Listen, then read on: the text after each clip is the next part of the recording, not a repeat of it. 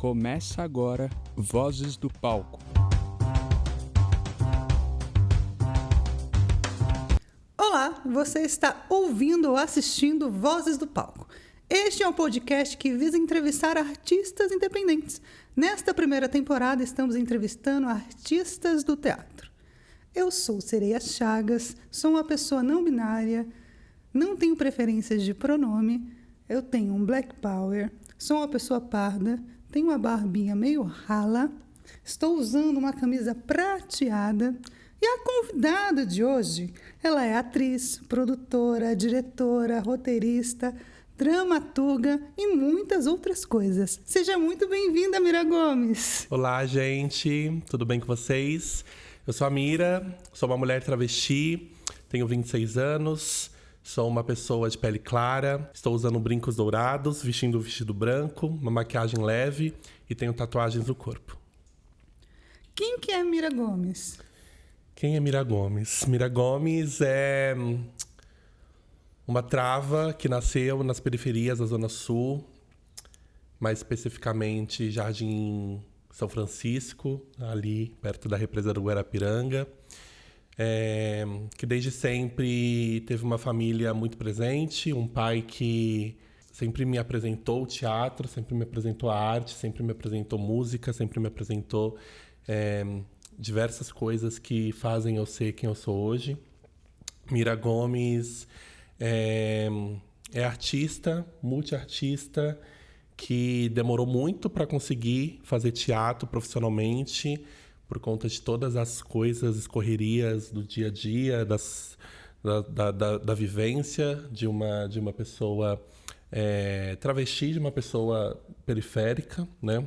Que vem hoje aí ocupando um lugar no meio artístico, sempre produzindo muito, sempre fazendo suas próprias produções e conquistando esse lugar aí no teatro, nas artes todas, né? Fala um pouco da sua trajetória no teatro. Bom, minha trajetória no teatro, ela inicia na igreja. Sim. Nossa. Ela inicia na igreja evangélica. Eu vim de uma família onde a minha adolescência toda, a minha infância toda, ela foi dentro da igreja evangélica. E ali eu encontrei pessoas que conseguiam ver o potencial artístico que tinha em mim. Pessoas que eu levo até hoje na minha vida, mais especificamente uma pessoa, que é o André Lu, que é um amigo meu que eu tenho há mais de 10 anos, que a gente começou a fazer teatro junto ali dentro da igreja. E a gente sempre fez muita peça, muito sketch, muita cena curta. 15 minutos, criamos a cena e apresenta. E aí eu comecei a ter o desejo de fazer mais, de fazer fora, de fazer... E um desejo que foi muito barrado, né? Porque a igreja tem essa coisa de se você fizer teatro fora da igreja, você é pecadora. E aí eu decidi pecar, decidi sair da igreja, fui fazer teatro profissionalmente, aí eu comecei a fazer curso, fiz muito curso livre, fiz muita oficina, conheci o Rituais da Alegria, que foi um projeto que era muito legal ali na garagem do shopping Interlagos, ali na Zona Sul, que era um projeto que era o Rituais da Alegria, que tinha uma pegada de menestréis, então tinha uma pegada que era do circo, que era das artes cênicas, que era da música, que era da dança, então misturava tudo isso e aí fazia um grande bololô, haha. E aí eu fiz esse curso e aí eu comecei a fazer cursos profissionalizantes, sempre ali nesse lugar, buscando gratuito, né? Porque curso de teatro, infelizmente, é muito caro e escolas de teatro que não são gratuitas são um pouco inacessíveis, né? Então, fui fazendo curso até que eu comecei a... Enfim, tive um tempo de parada, né?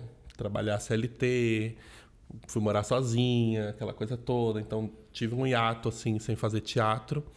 E entrei pro Senac. Que é onde a gente se conheceu. Que a gente se conheceu lá, inclusive. E aí, a partir do Senac, minha carreira começou a deslanchar, assim. Comecei a fazer coisa, comecei a fazer peça. E aí, eu comecei a fazer meus próprios projetos, escrever minhas próprias coisas. Então, minha trajetória no teatro, ela vem iniciando dentro de um lugar religioso, né? Onde comecei ali a ter os primeiros contatos com o teatro, que eu acho que foi uma das coisas boas que esse espaço me trouxe, que foi esse desejo de fazer, que foi essa vontade e que foi ver essa capacidade de fazer teatro, essa capacidade de fazer arte em mim. E aí deslanchei para outras coisas e tô aí hoje, até hoje. Aí.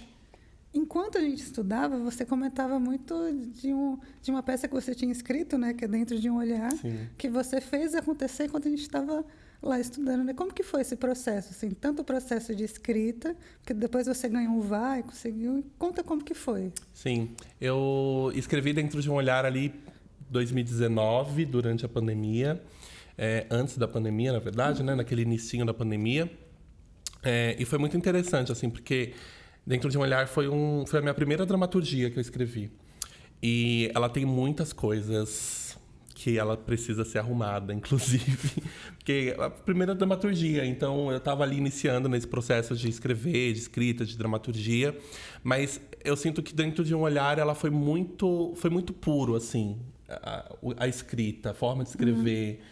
Tem muito a minha marca ali registrada, porque eu acho que foi uma coisa que eu fiz sem precisar. Eu não fiz curso de dramaturgia, né? Então foi muito pelo meu feeling, foi muito pela minha Pela sua experiência dentro do minha experiência dentro do teatro e por muito que estava aqui dentro também, né? Aquela início de pandemia, as coisas explodindo para fora. Então saiu um regurgito, assim, Dentro de um Olhar. Escrevi numa tacada só e aí depois eu fui ajustando, fui escrevendo, fui fazendo. E aí quando a gente estava estudando juntas lá dentro do Senac, eu ganhei no finalzinho, né? O último mês ali no Senac, a gente ganhou o edital de múltiplas linguagens, a segunda edição, se eu não me engano, do edital de múltiplas linguagens. E aí a gente fez isso através do edital. Antes disso, a gente tinha feito um experimento, enfim, uma versão, uma temporada que foi apresentada ali na Funarte, e aí foi pela gente, bilheteria, aquela coisa louca do teatro que a gente conhece. E aí a gente ganhou o edital do fomento a múltiplas linguagens, né? Esse edital que ajudou muita gente, que a gente circulou por São Paulo, fez vários céus, fomos nas periferias, a gente rodou assim São Paulo fazendo Dentro de um Olhar. E aí foi muito interessante, assim, porque Dentro de um Olhar iniciou antes da minha oficial transição, né? Então, iniciou ali num período onde eu ainda não tinha me autodeclarado uma travesti. Então, ele tinha ainda uma outra visão sobre o amor, sobre as coisas que ele fala dentro da dramaturgia. E aí, nesse processo de transição, a dramaturgia também se modificou junto comigo. Então, ela foi ganhando novas coisas, novas correntes, Então, foi muito louco, assim. E aí, no processo dessas apresentações, dessa temporada na Funarte, a gente tinha iniciado nossos estudos no Senac, né? Então, eu apresentei ali algumas vezes, foi acho que um mês de apresentação. Depois a gente ganha o fomento a múltiplas linguagens, consegue colocar música, consegue colocar outras coisas, consegue colocar outros elementos. Aí teve figurino, teve cenário, teve todas as coisas. E aí eu tô num processo também de revisitar essa dramaturgia para tentar transformar ela não em outra coisa, porque eu acho que já existe, já nasceu, já tá aí, mas a ideia é entender o amor de outro olhar também, de um amor transcestral não, transcentrado, né, entre duas pessoas trans. A peça conta a história de uma mulher trans e uma mulher cis. E aí agora nessa nova versão vai ser duas mulheres trans, né? Porque o amor, ele é o amor, então não tem não tem gênero, não tem cor, não tem raça, não tem nada. Tem o amor, então dá para fazer com várias pessoas, vários tipos de pessoas diferentes. Então a ideia é pesquisar mais esse outro lado. Tudo. Nossa, até perdi aqui. Muito bonita a história, né? De como nasceu, de como foi se transformando enquanto você também estava se sentindo transformada, né? Sim. Quando a gente estava ali no Senac, você estava nesse processo e você retratou ele no curta, né? Que você fez junto com a Wally, né? Que é a dita filha Cláudia Wonder, que me deixou bem emocionada, assim, de ver, porque eu acompanhei um pouco, né? Foi muito legal ver esse processo, você falando, vou conseguir o hormônio, vou conseguir trocar o nome, e tá ali. Como que foi esse processo alinhado à sua formação? Como que foi importante ter o Ali ali te ajudando e provavelmente dando muitos conselhos? Foi muito especial, assim, porque eu acho que quando a gente tem uma representatividade ali na nossa frente de uma pessoa que a gente se espelha, né, muito, assim, a gente vê um espelho de alma mesmo, né? Uhum. Tirando o corpo físico, um espelho de alma, eu acho que é muito importante, assim, nesse processo. Eu passei uma pandemia conturbadérrima nesse sentido, porque eu não estava entendendo essa transição, eu não estava entendendo as coisas que eu passei na pandemia, hoje fazem muito sentido para mim em relação à minha transição, que foi o pós-pandemia. Assim, naquele finalzinho que a gente ainda estava com todos os cuidados, mas veio num pós, né?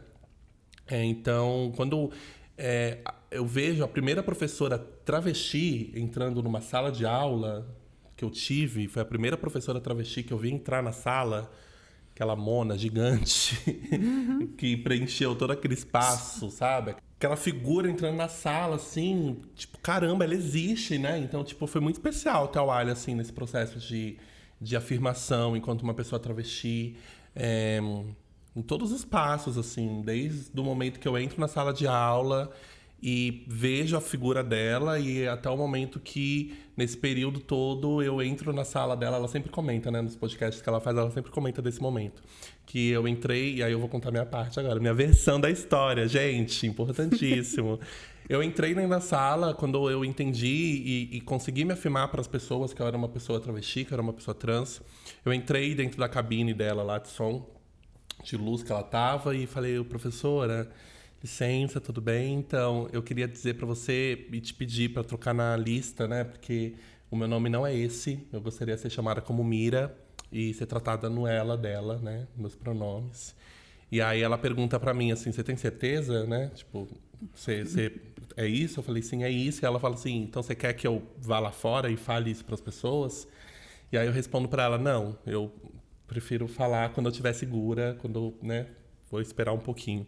E aí eu saí da sala e me senti segura pra falar. E falei, gente, licença aqui, com licença, um minutinho da atenção. Meu nome é Mira, gostaria de ser chamada assim, e ela dela, por gentileza. E aí foi muito louco, porque todo mundo, tipo, viveram. Ninguém questionou, ninguém bateu palma, ninguém... Tipo, todo mundo, tá bom, Mira, obrigada. Teve um outro que foi bem escrotinhos, mas esses a gente ignora. Mas a maioria das pessoas levaram numa naturalidade. E aí, tipo, caramba, esse acolhimento foi muito importante. Então, a forma que a Wally me acolheu, a forma que as pessoas do Senac me acolheram, e tudo isso me deu muita segurança para conseguir, inclusive, falar para as pessoas de fora, né? Falar para as pessoas que estavam do lado de fora daquela instituição. Então, foi muito importante assim, esse momento. E aí, em todos os passos, né? A Wally me acompanhou, esse início da transição, sim, muito, né? Desde o momento que eu falo para ela do meu nome até o momento que eu retifico meu nome, um nome social, né? Naquele momento que eu retifico o nome social, pego um RG novo, até o momento que eu viro e falo, consegui um hormônio. Tem um hormônio aqui e vou tomá-lo, né? Então, olha, foi muito importante todos esses momentos, né? Então, até o momento que eu viro para ela e falo, consegui. Eu tô com o hormônio aqui, eu gostaria que você me desse. Que foi uma cena que entrou dentro do filme que ela fez, A Dita Filha de Claudia Wonder, que é um filme, um docu ficcional, né? Que conta um pouco da trajetória dela enquanto uma pessoa travesti, desde a infância até o momento que eu encontro ela, que ela me acolhe enquanto essa maternidade que existe entre pessoas trans, né? Então, a Dita Filha de Claudia Wonder fala muito sobre isso, né? A partir da Claudia Wonder, que não teve o seu nome respeitado, não teve a sua existência respeitada depois da morte, a Wally se pergunta, onde estão as nossas famílias? Quem são as nossas famílias, né? Quem é a família de Claudia Wonder? Quem é a nossa família? Naquele momento, a Wally retifica e reivindica o lugar dela como filha de Claudia Wonder. E cuida dela enquanto uma mãe. né? E aí a Wally mostra no filme uma forma muito poética, muito linda, todos os passos da trajetória dela com a mãe dela, mãe dela carnal, com outras mães que passaram na vida dela, né? Então, as mães travestis que ela encontrou, as pessoas que viraram pra ela e falaram assim, Mona, e aí, entendeu? Vamos aqui, vem comigo, é um lugar seguro. Até o momento que eu encontro ela no Senac e peço pra ela me dar a primeira pílula de hormônio, que pra mim era muito significativo naquele momento, receber esse hormônio de uma pessoa que me acolheu tanto naquele momento. Então, a Tita Filha de Cláudia Wonder retrata um pouco isso, e aí foi muito legal também, inclusive, gravar essa cena que aconteceu de fato, só que a gente precisou gravar porque a gente não tinha uma câmera seguindo a gente naquele momento para gravar aquela cena. Seria legal se tivesse. Então a gente reinterpretou essa cena, refez essa cena e foi muito especial, assim, porque foi no Senac, foi do jeito que tinha acontecido e aí ficou muito lindo, assim. E foi lindo assistir, por ter acompanhado, né, um pouco disso. Eu estava, né, na classe quando você falou. E a gente conversava bastante. E eu acho que você conversava também com algumas outras pessoas sobre essa inquietação. E aí eu acho que esse acolhimento foi porque você montou uma cama já ali, né, também. E aí todo mundo falou, Mira mesmo, bora lá, bora seguir. Aí foi lindo, muito lindo de se ver e de estar presente nesse momento. Depois que você saiu do Senac, você ingressou na EAD, né? Fala um pouquinho sobre o que é a EAD, como que é o processo para ingressar e como que foi estar lá dentro. Sim. A EAD, a Escola de Arte Dramática da USP, ela é uma escola técnica ali dentro da USP, né? Uma escola de arte dramática, que fica ali no complexo do CAC, né? No complexo da ECA, que faz parte ali de tudo aquilo, mas que ainda é uma escola técnica, não faz parte ali da graduação da USP. Então, é uma escola técnica de teatro, né? Basicamente. Então, saí do curso técnico do Senac e entrei para o curso técnico da Escola de Arte Dramática, da EAD, que foi a mesma turma, inclusive, né? Então, eu entrei na turma 75 da EAD, estava na turma 75 do Senac. Destino aí. Destino. E aí foi muito... Sim, e aí foi muito especial, assim, porque eu já ouvia falar da escola, já sabia da escola, já tive amigos que ingressaram. Só que eu nunca me senti capaz de ingressar na escola. Então, eu nunca tentei, porque eu sabia que o processo seletivo era muito difícil, aquela coisa toda, piriri, pororó. E aí eu via a Escola de Arte Dramática como aquele monumento, né? Nossa. Um lugar quase inalcançável, né? A maior escola de arte dramática da América Latina. E aí eu resolvi fazer o processo seletivo, resolvi prestar. Aí gravei, inclusive, a primeira fase, que era por conta da pandemia. Eu ingressei, inclusive, em 2023, né? Em março de 2023, foi o ano que eu comecei na EAD.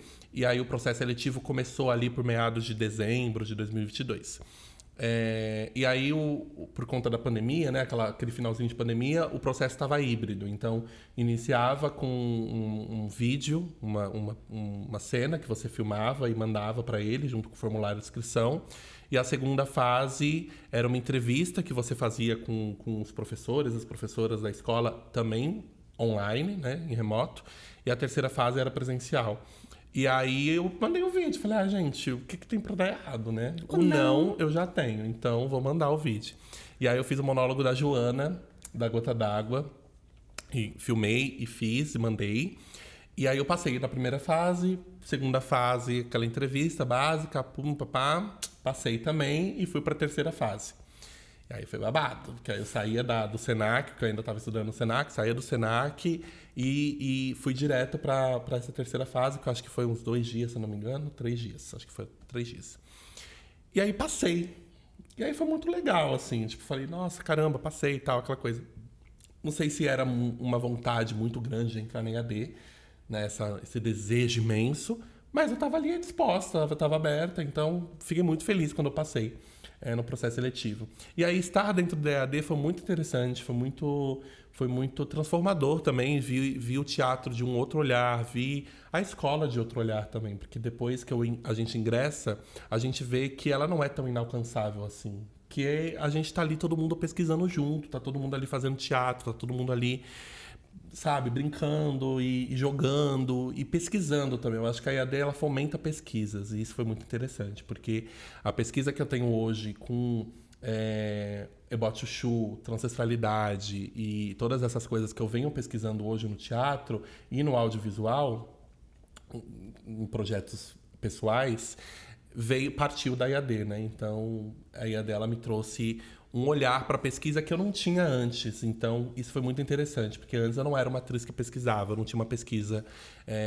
que eu era engajada nela, assim. Então, foi muito importante estar na IAD nesse momento, assim, sobretudo dessa fase minha. Você falou, né, do Ebot Chuchu, que é um projeto seu maravilhoso, lindo. Como que foi esse processo de pesquisa que resultou nesse espetáculo, nessa sua vivência? Ele inicia na Escola de Arte Dramática, numa aula da Beth Dorgan. Beth Dorgan maravilhosa, inclusive. Uma puta de uma atriz, palhaça. Ela é incrível, assim. Eu tive o meu primeiro ano da EAD com ela. Então, foi muito especial. E aí, em todo o início de ano, a Beth, ela fazia uma instalação. Então, ela chamava de instalação cênica O Que Me Move. Era o mote dessa instalação na época. Então, todo mundo que passou pela EAD, pelas mãos da Beth, fizeram essa instalação. Então, é muito legal. Depois, eu fui conversando com as pessoas que eu tinha amizade, que fizeram EAD. Ai, como foi essa instalação? Ai, como foi a sua? Esse negócio da instalação é muito legal, porque muita gente descobre a sua pesquisa ali. E aí, o que me movia na época, eu estava num processo dessa transição toda, e aí o chuchu e a disforia que o chuchu trazia, e o chuchu, para quem não sabe, é esse pelo grosso que nasce no rosto, que fica esse verdinho aqui, que parece um chuchu. Áspero e verde. É o chuchu de quando você depila o pelo de alguma parte do corpo. Era o que estava me movendo naquela época, era a disforia que isso me causava. E os motivos que isso me causava disforia, né? Que é uma questão muito social, que é uma questão muito de fora, que o pelo em mulheres, sobretudo, é visto como nojento, como podre. Então, tudo isso estava me movimentando naquela época. E aí eu resolvi fazer uma instalação que foi o Ebot Chuchu, que na época iniciou como um vídeo performance que eu fiz. E aí, esse vídeo performance, ele era eu, literalmente, com giletes fazendo chuchu em todo o meu rosto, até sangrar, assim. Então, fazer aquela coisa que, inclusive, está disponível no meu Instagram, que eu peguei esse vídeo e joguei lá depois, como Reels. Então, e fiz isso tudo. E aí, tinha uma instalação ambiental também, que aí eu coloquei um alguidar, fiz altares assim para pombogira, fiz um padê no meio, que o padê é um alguidar com farinha, um padê para Exu, né, um alguidar com farinha, e aí um padê de cachaça e tal. E aí eu coloquei algumas navalhas, coloquei algumas giletes dentro desse padê, então trouxe ali uma ambientação. E aí iniciou aí a minha pesquisa do Ebot Chuchu, nessa instalação da Beth Dorgan. Aí depois disso foi se transformando, né? Assim como qualquer pesquisa, foi se transformando em outras coisas, eu fui pesquisando mais a fundo, e aí desse vídeo performance surgiu um curta-metragem, que é o curta-metragem Ebot Chuchu. E aí eu, Pedro Goifman, que era um aluno da EAD também, e o David Personagem, a gente fez ali, celular na mão, uma câmera, e aí a gente fez o curta, que é um curta-metragem performativo também, que aí eu faço meu chuchu dentro da USP e nos espaços de poder da USP. Então eu despacho o meu chuchu na frente da ECA, no bandejão, na frente da reitoria. A gente filmou nesses espaços, eu fazendo o meu chuchu e depois eu despachando ele. Então, depois que eu faço o meu chuchu, eu despacho com padê e aí eu vou jogando farinha, vou despachando tudo ali dentro daquela USP, dentro daquela ECA, dentro daquele espaço. E aí eu começo a minha pesquisa sobre transestralidade nesse curta-metragem, que aí vem junto com a pesquisa que eu já estava fomentando, que era o Ebot Chuchu. E aí ali eu trago dentro da USP também essa figura da pombogira na época, né, que eu trabalhava, fiz essa figura da pombogira ali dentro da USP, que estava naquela encruzilhada toda ali, movimentando toda essa energia. E aí, isso é uma parte do Ebot Chuchu, que aí é o curta-metragem, que inclusive a gente venceu como melhor filme, não sei, mas foi um prêmio específico que é o prêmio Afronte, que é o troféu Afronte da Quinta Transforma lá de Florianópolis, que é um festival lá de diversidade de Santa Catarina. A gente venceu um prêmio, inclusive, como o troféu Afronte, mesmo nesse sentido, de afrontar mesmo esses espaços de poder, esses espaços que tanto nos invisibiliza, né? E aí o curta-metragem é uma parte dessa performance que se transformou em performance. E aí eu fiz uma performance lá no Sesc Pompeia, junto com a Marie e a Trica. A gente fez uma performance no Sesc Pompeia, e aí tinha Xirê de Exu, com a minha mãe de santa, e a casa de axé que eu frequento, e aí, né, todo um babado. E aí a gente também fez essa performance lá, tinha a Bianca também, a Bianca Leixo nessa performance. Fiz uma performance no Sesc também, na 17ª Mostra de Teatro lá, que foi uma performance solo sobre o Bote Chuchu. Tudo nesse lugar de mostrar a encruzilhada, essas entidades que vivem na encruzilhada e essa disforia, essa relação do chuchu, né, em relação a tudo isso. E aí, hoje, a gente está pesquisando, eu, Marie, Trica, junto com a Albirim, que é a produtora desse espetáculo, um teatro performativo que é Entre Navalhas e a Encruzilhada. Que aí eu já viro a banda, já falo sobre outros tipos de ancestralidades, né? Então, Entre Navalhas e a Encruzilhada, a gente fala sobre Maria Navalha, por exemplo, que é uma travesti que viveu ali no Recife Antigo, anos tais, e que se encantou, me virou uma mestra juremeira, e hoje trabalha aí na Jurema Preta como uma mestra de Jurema, mestra Maria Navalha. E aí, mestra Maria Navalha é travesti. Então, a gente fala sobre mestra Maria Navalha, fala sobre essas ancestralidades outras que existem, para além da pombogira, para além... A gente fala da encruzilhada, do real, do que está aqui também, né? Então, para além dessas ancestralidades espirituais, a gente fala sobre 1980, pós-ditadura ali, no finzinho da ditadura, a Operação Tarântula. Então, a gente traz de volta essas travestis que viveram também nessa época, na época da Operação Tarântula e tudo mais. Então, a gente fala sobre essas travestis de 1980 e as suas navalhas. Então, a gente faz essa relação de Entre Navalhas e a Encruzilhada, mistura essas performances todas, e a gente está pesquisando, tá num processinho. A gente acabou de fazer uma abertura de processo agora no começo do ano, em março, se eu não me engano, no Farofa, ali no Festival Farofa, na Mostra de Processos do Farofa. E a gente está iniciando essa pesquisa aí desse teatro performativo. Nossa, que muitas lindo, coisas, né? Muitas coisas, né? E dessa transformação, né? Que mostra que o teatro, a arte está viva, né? Sim, é encruzilhada, né? O teatro é encruzilhada o tempo todo. Então, a encruzilhada sempre se transforma.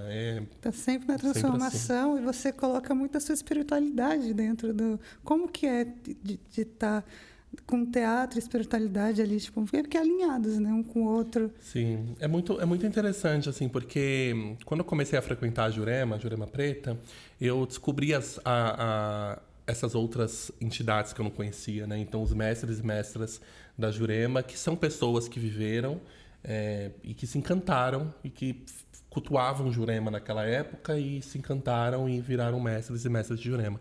Então, quando eu conheço a Jurema Preta, conheço através do meu pai de santo, que também é meu juremeiro, Vênus Capel. E o pai Vênus, ele tem uma pesquisa sobre ancestralidade na Jurema. Então, ele pesquisa sobre isso também, né? Essas ancestralidades.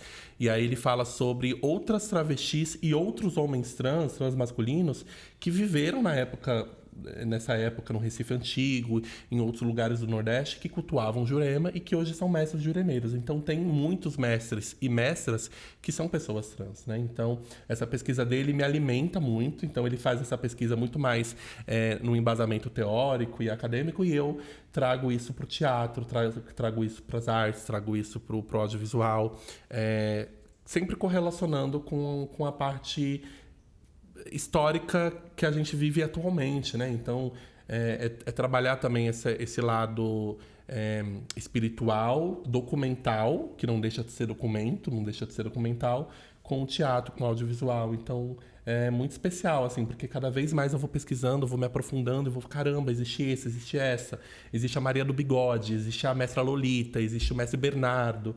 Então, existe outros mestres e mestras que me alimentam, até porque o teatro nada mais é, e o audiovisual nada mais é, como que você faz, né? Como que você transforma o que é real em arte, em teatro, em audiovisual para ser visto, né? Então, anda muito junto, assim. Então, acho que é muito interessante, assim, essa mistura. É interessante e muito lindo, né? E bate de frente com essa galera que fala, no meu tempo não existia, né? E aí você vai vendo essas pesquisas, né? E aí cada vez mostrando que sempre existiu. Sempre existiu. Tem uma pesquisa sobre um pessoal lá da Índia, né? Que existe as mulheres trans da Índia antes de Cristo, assim, que são vistas, né, como entidades. Entidades não, mas são vistas como divindades lá. E aí você vê que pessoas trans sempre existiram, sempre estiveram aqui. Aqui no Brasil mesmo, indígenas, né? Tibira foi uma dessas pessoas. Como que você chegou às escolhas estéticas dentro desse trabalho? Porque ele é muito lindo visualmente, né? Tipo, o lance da vela, assim. Eu estava assistindo e fico, meu Deus, como que veio essas ideias na sua cabeça? Eu acho que fonte é vozes da minha cabeça. Eu acho que tem uma coisa muito... tem uma coisa do terreiro que é muito visual, né? Então, o terreiro de candomblé, de Jurema, é muito visual. Então, tem vela, tem tronco, tem atabaque, tem panos. Então, tem muitas coisas que você olha que você fica, nossa, muitas coisas visuais, assim, né? Então, eu acho que veio me surgindo ideias, veio me surgindo como que eu posso representar isso agora aqui com alguma coisa visual. Tipo, talvez se eu colocar esse pano vermelho, talvez dê essa ideia de, sabe? Então foi muito assim, visualmente falando. As meninas que fazem a performance e que estão fazendo agora esse experimento de teatro performativo, trazem muito isso também, né? Então eu sugeri para elas que fossem algo ligado à espiritualidade, até ancestralidades travestis, e elas trouxeram esses altares. Então a ideia dos altares surgiu assim, tipo, eu vou fazer um altar onde eu vou me depilar e vou dar de beber esse champanhe para as pessoas. A outra, eu vou costurar um coração. Então veio muito assim. As meninas também trazem muito dessa ideia. Por isso que a gente combina tanto assim, as nossas ideias, porque a gente tem esse efeito visual muito potente, muito forte. E, bom, a ideia de tudo isso, assim, do terreiro me fomenta nesse lugar, né? Então, eu pego muito essas referências do candomblé, da Jurema, essas referências visuais que eu vejo, que não necessariamente são artísticas, mas que acabam sendo também, né? Como base, assim. Então, sei lá, eu quero representar esse chuchu que colocam em mim. Vou pegar umas 3 velas vermelhas e vou começar a pingar a vela no meu rosto até formar uma grande massa de cera, barbona de cera, e aí, sabe? Então, acho que eu tenho uma cabeça muito criativa. Você é muito criativa. E é muito bonito visualmente. Eu acho que traz também, eu acho que a agonia, a disforia que você tem ao olhar no espelho e ver. Sim. Eu acho que traz para o público o que você sente um pouquinho, né? Não traz tudo o que você passa. Total, porque tem uma coisa que a performance traz, que tem uma artista, uma vez que eu vi uma performance dela, eu não tô lembrando o nome dela agora, mas ela é muito maravilhosa, que ela prende coisas no rosto com agulhas. Ela é body piercing também, então ela se fura. E aí ela pega as agulhas e coloca dentro do rosto, dentro da derme. E aí é muito louco isso, porque assistindo a gente fica...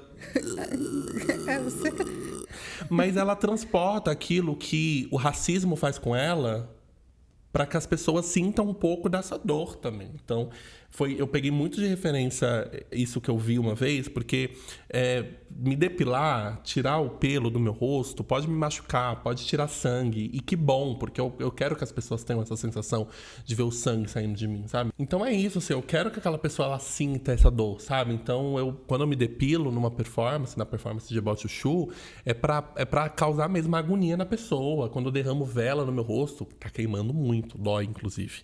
Mas que bom, porque eu acho que traz uma vericidade que a pessoa ela vai sentir aquilo de muito, muito... É muito visceral, né? A performance tem essa coisa muito visceral que me causa muito instigamento, me instiga isso, sabe? Me dá um tesão, tipo, e é isso mesmo. Eu quero que você sinta a dor que eu tô sentindo, porque é isso que eu sinto numa crise disfórica, por exemplo, sabe? Então acho que é um pouco disso. Babado. Loucura. Mas lindo. Nossa, eu ainda vou assistir. Vem aí, hein? Vem aí. Assistir. Dentro desse processo do About Chuchu, você trabalhou muito com audiovisual, né? Fala um pouco da sua trajetória no audiovisual. Eu comecei a trabalhar com audiovisual nesse processo de About Chuchu, e aí era um audiovisual mais independente, né? Eu comigo, com a galera que tava junto comigo, tal, uma câmera fazendo, pá.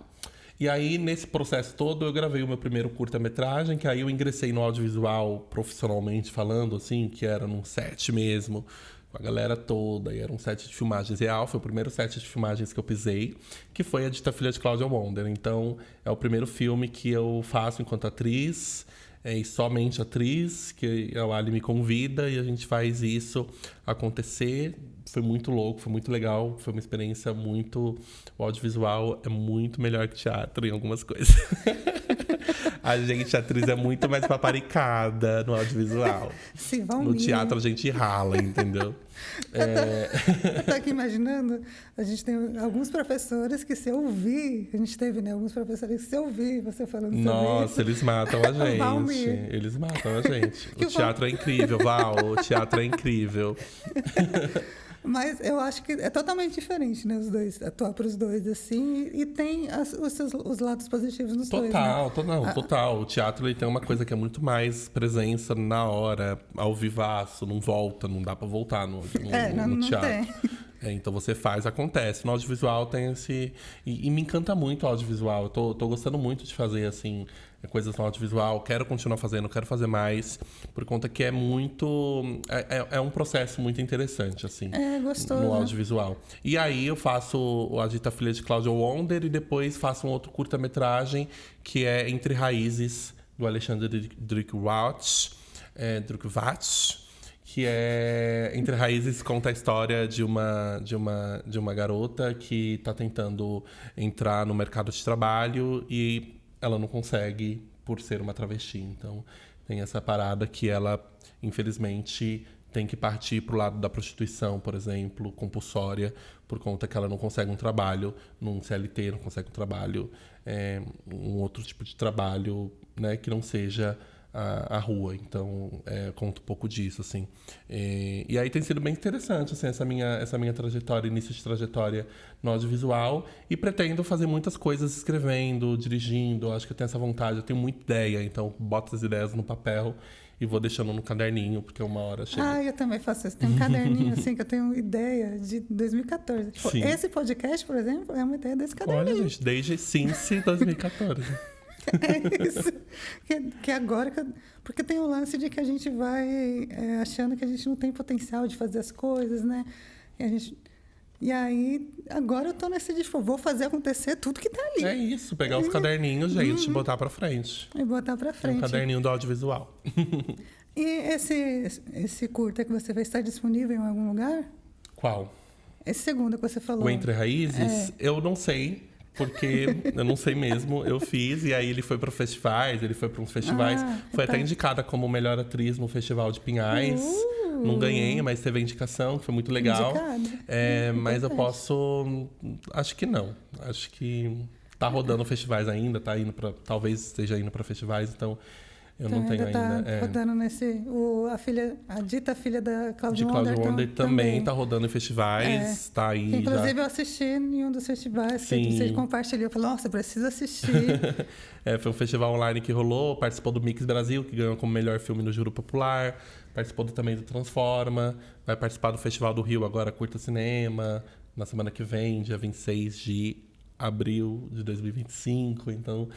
Tá rolando festivais ainda, então não tá disponível em nenhum lugar ainda para ver. Como que você sente vendo os seus trabalhos como atriz, como dramaturga? Todos os trabalhos que você está, né, participando como atriz e as coisas que saem aí da sua cabecinha sendo premiadas. É muito, muito legal, assim, ver o seu trabalho sendo reconhecido, assim, numa premiação. Eu acho que as premiações nada mais são do que um reconhecimento daquilo que você faz, né? Eu acho que tem um lugar de, nossa, um trabalho sendo premiado, mas eu acho que se a gente fica nesse lugar, a gente acaba se frustrando muito no momento que não for premiado, por exemplo. Então, eu sempre tento ver como um reconhecimento do seu trabalho, um reconhecimento daquilo que você está fazendo.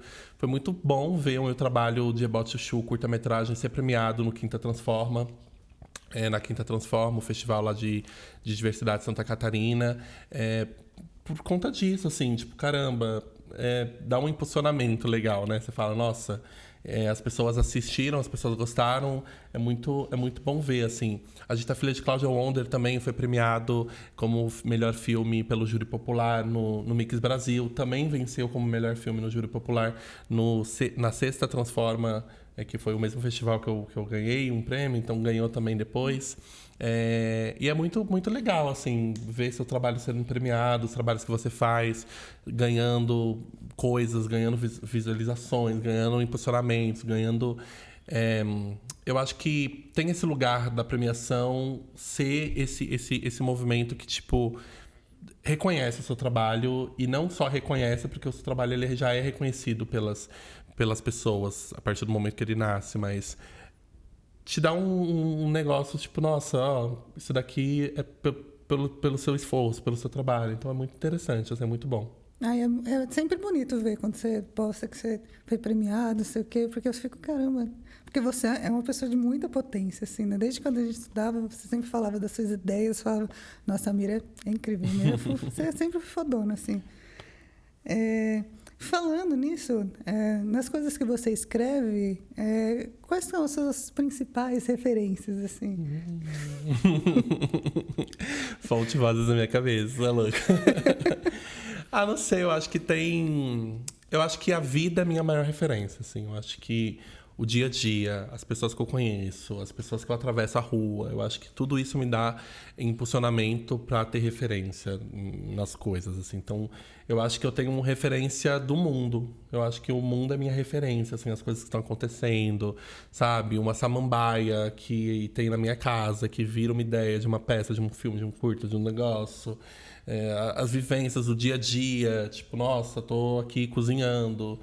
Putz, essa cebola aqui é uma referência de alguma, sabe? Então, eu acho que para além das referências que eu tenho de atrizes, de dramaturgas, que tem diversas referências. Eu posso aqui citar 1000 pessoas que eu tenho referência, né? A própria Wally, Castiel Vitorino, sabe? Lumasa na direção, na escrita. Enfim, tem muitas referências que eu posso sair citando aqui adoidado. Mas eu acho que, para além dessas atrizes, artistas, que já são referência por si só, eu acho que tem um mundo. Eu acho que o mundo lá fora é uma puta referência pra mim, assim, sabe? Uma pessoa que eu vejo atravessando a rua, e aí eu, tipo... Tudo isso eu acho que me dá combustível pra escrever, pra fazer, pra ter ideia, assim. Então, acho que... um pouco disso, assim. Quais foram os maiores perrengues que você já passou, assim, na sua carreira como atriz? Nossa, gente. Vamos ficar aqui 45 minutos só falando disso. Bom, eu acho que teve um muito emblemático, assim, que foi um perrengue que a gente tínhamos ganhado o edital, né, do Múltiplas Linguagens, com Dentro de um Olhar. E aí a gente tinha 2 pessoas para produção. Uma pessoa para direção de produção e uma pessoa para produção executiva, né, ali com a gente no dia a dia, e uma pessoa para ficar ali no orçamento, nas planilhas e tal. Bom, e aí a gente tava ali no 4º mês, mais ou menos, de projeto, e aí as 2 pessoas da produção saíram. Sim. Nossa, foram embora. Aconteceram algumas delícia. coisas, cada uma teve seu motivo, muito plausíveis, inclusive, mas abandonaram o projeto, sim. Largaram de mão. E aí eu fiquei sozinha na produção, junto com as outras pessoas que estavam, né, fazendo parte ali do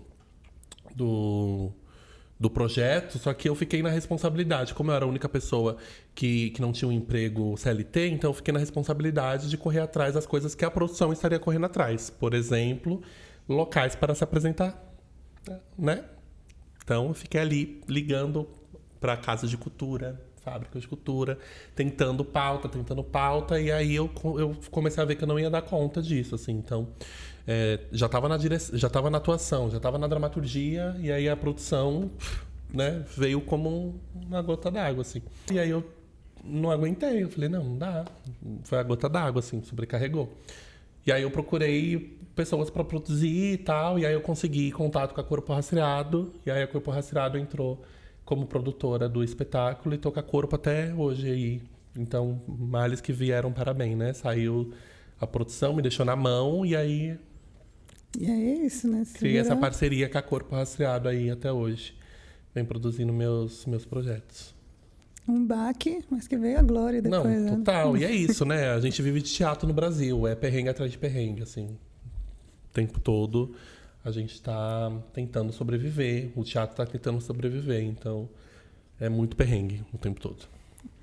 Por que fazer teatro ainda em 2025? Nossa, que profundo seria isso. Muito profundo. Acho que fazer teatro em 2025 é... Pra mim, o teatro é meu respiro, é onde eu... Sabe? Então, por que seguir fazendo teatro em 2025? Porque tem muita gente que precisa do teatro, sabe? E a pandemia trouxe isso muito pra gente, né? As pessoas precisam de teatro, as pessoas precisam de cultura, as pessoas precisam de cinema. Então, fazer teatro em 2025 é pra manter viva o fogo nos olhos das pessoas, assim. Sobretudo nas pessoas de teatro, nas pessoas de cinema, nas pessoas que consomem. E também para continuar saindo da bolha, né? Continuar indo para os extremos. Os extremos precisam de teatro, sabe? Tem lugares em São Paulo, nas periferias de São Paulo, nos extremos da cidade, nas margens da cidade, que não tem acesso ao teatro. Então, fazer teatro em 2025 é para continuar expandindo isso e levando arte e cultura para geral, assim. Como que você vê a responsabilidade social do teatro, responsabilidade com o público, responsabilidade com as coisas que fala, com o que produz? É uma responsa, né? E a gente tem que saber onde a gente está pisando também. Eu acho que a gente tem que saber o que a gente produz, né? E o que a gente produz, o que isso causa de impacto, um impacto social, né? Então, assim, é uma puta de uma responsabilidade que a gente tem nas nossas mãos, assim. A gente lida com sentimento, né? A gente, artista, lida com sentimento o tempo todo. Então, a gente tem que saber como manusear esse sentimento que a gente está lidando, né? A gente está lidando com os nossos sentimentos, a gente está lidando com os sentimentos das pessoas que estão assistindo a gente. Então, acho que a gente tem uma responsabilidade imensa, sabe? Uma responsabilidade social, uma responsabilidade onde a gente precisa ser muito... É redundante, mas responsável naquilo que a gente faz, sabe? Então, conta aí quantas vezes eu falei responsabilidade e responsável na mesma frase. Mas é isso, assim, a gente tem que saber onde a gente pisa, sabe? Não dá pra gente colocar, em pleno 2025, um transfake na tela do cinema. Com certeza. A gente tem responsabilidade com uma comunidade inteira que sofreu por anos e continua sofrendo, sabe? E continua sofrendo diariamente. E o tanto de atrizes trans que tem aí você vai, contrata uma pessoa cis para fazer um papel. Exatamente, a mesma coisa, sabe? A gente tem que ter responsabilidade sobre isso. Então, é muito sério isso. Quando estávamos aqui nos bastidores, você mencionou sobre uma das vezes em que você se apresentou e só tinha uma pessoa na plateia. Uhum. Como que foi isso? Como que é essa relação com o público? Essa relação de quando tem muita gente? Como que foi para você esse dia que foi só uma pessoa assistir? Foram vários dias, né? Eu falei que foi um dia, mas... Foi mais... Foi alguns dias, ia 1, 2, 3 pessoas. Mas quando foi uma pessoa, foi muito interessante, assim. Eu conheci a pessoa. Então, era uma conhecida minha que foi assistir a gente. E aí foi interessante. Foi interessante, porque primeiro a gente fica numa posição do tipo... Ai, meu Deus, uma pessoa... Ai, o nosso mundo caiu. E às vezes não é isso. Às vezes a gente tem que lidar com a situação, né? Então, a gente lidou com a situação muito bem. A gente apresentou aqui. A gente e ela.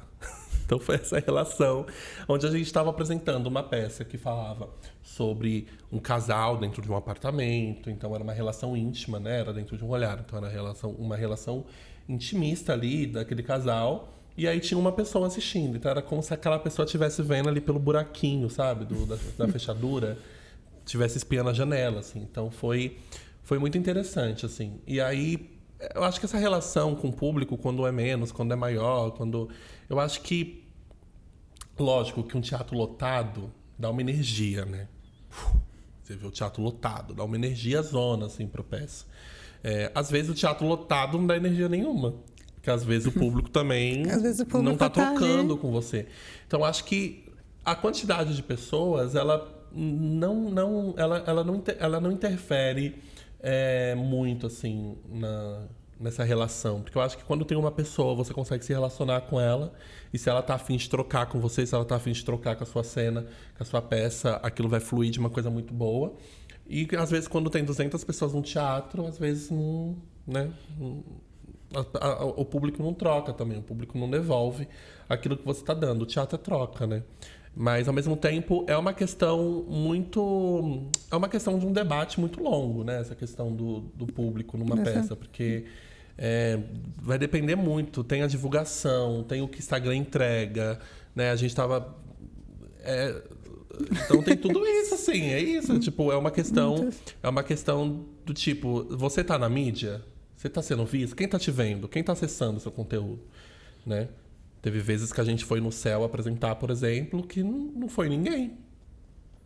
E é isso. O Céu não entregou público pra gente. E aí, né? Então tem que ser uma relação de mão dupla, assim, também.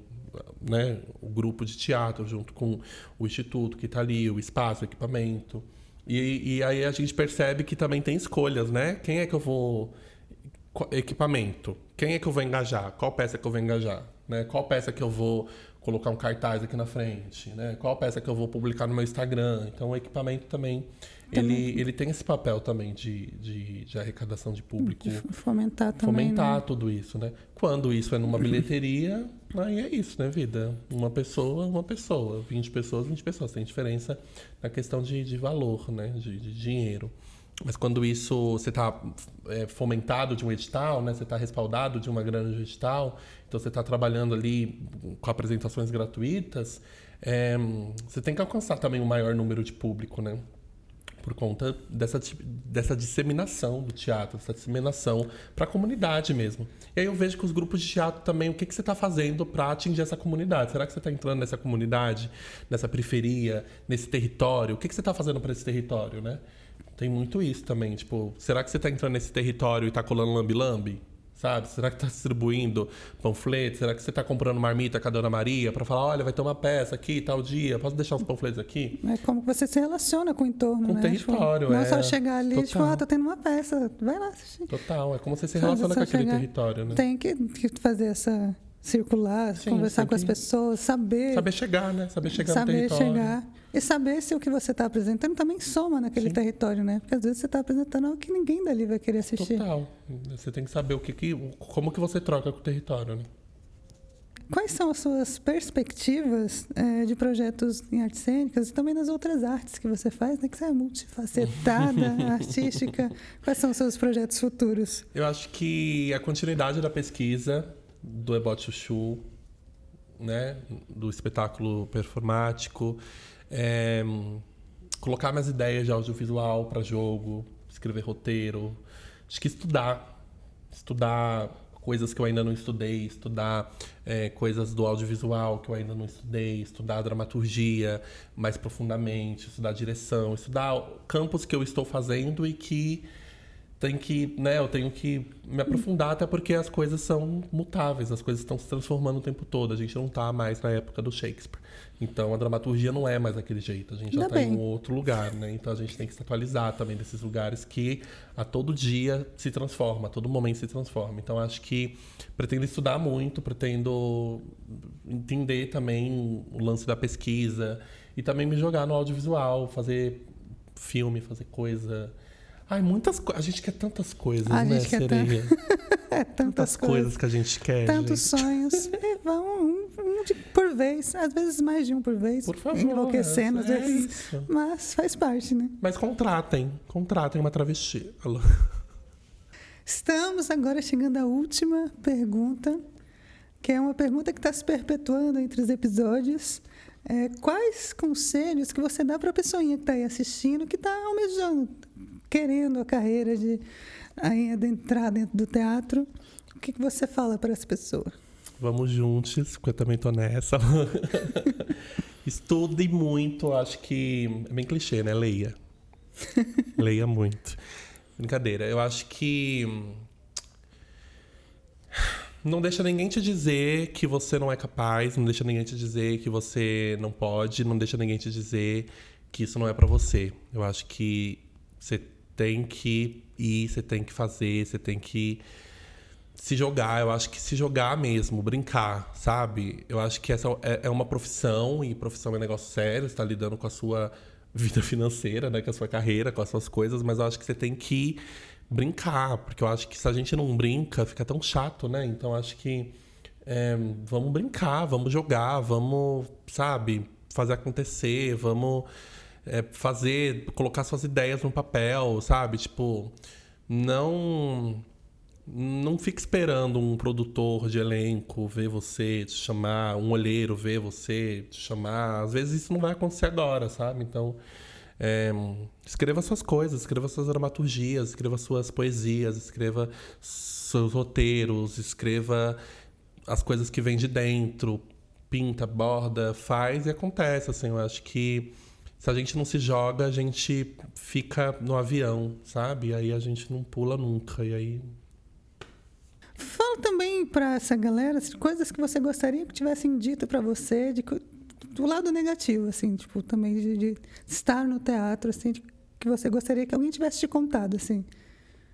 Talvez você não consiga pagar seus boletos. Isso é importante dizer. Então, sempre me falaram, tem uma segunda opção, tem um plano B, mas eu acho que isso é muito... Às vezes você não precisa ter um plano B. Eu acho que talvez, se tivessem me falado, e eu tive que entender isso sozinha, mas se tivessem me falado que eu poderia fazer outras coisas que não fosse ser atriz, talvez eu, sabe, teria mais cedo botado minhas coisas pra jogo, assim. Então, tipo, eu posso ser diretora, eu posso ser dramaturga, eu posso ser produtora, eu posso ser contra-regra, eu posso ser câmera, eu posso ser... Gente, a gente pode ser qualquer coisa, assim. Então, talvez esse sonho que a gente tem de ser atuante, atriz, ator, estar na cena... Às vezes isso não vai ser o suficiente, sabe? Às vezes você vai precisar estar no fundo do palco segurando um caixote de madeira para poder entrar em cena em determinado momento. Às vezes isso vai ser necessário, sabe? Então, acho que essas coisas eu poderia ter ouvido antes. Tudo. Fala suas redes para as pessoas te seguirem, se você estiver fazendo algum trabalho, para as pessoas te assistirem.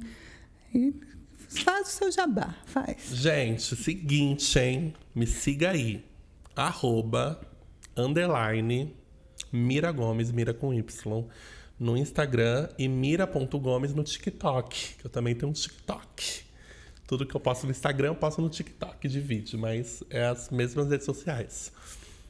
Tô aí, não tô fazendo nada por enquanto. Tá fazendo muita coisa, tá? E na produção das coisas. Tô na produção das coisas, mas não tem nada certo que eu possa falar. Então, me siga aí nas redes sociais, siga no Instagram, @Mira Gomes, Mira com Y. E a gente vai se falando. E é isso, gente. Chegamos ao fim de mais um episódio. Maravilhoso esse episódio com a Mira. Nem senti o tempo passando. Muito bom conversar e rever ela, porque fazia muito tempo que a gente não se via. Se você está no YouTube, se inscreve no canal, dá aquele like maroto. Não cai seu dedo, ainda é de graça. Já o YouTube está cobrando por isso também. Se você está no Spotify, segue a gente, dá 5 estrelas no nosso podcast, comenta que é bom, que engaja. E é isso. Nas redes sociais, a gente está com @Vozes do Palco. Então, no Instagram, no TikTok, no X, no antigo Twitter. Estamos em todas as redes. Segue a gente lá, comenta. Se não gostou, comenta também. Fala que a gente é ruim, mas comenta que engaja a gente. E é isso. 3 beijos na bunda de todo mundo e até mais.